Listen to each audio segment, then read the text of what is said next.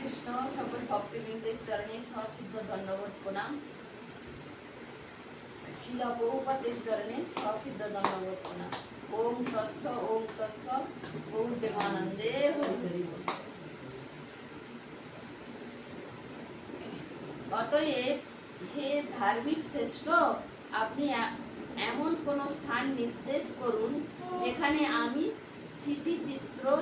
চিত্তে আপনার আজ্ঞা পালন করতে পারি।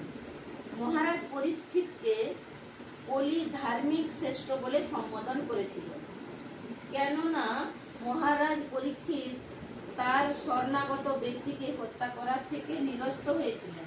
শরণাগত যদি শত্রু হয় তাহলেও তাকে সর্বত্রভাবে রক্ষা করা উচিত।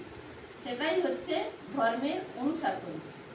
তা থেকে আমরা অনুমান করতে পারি যে যদি কেউ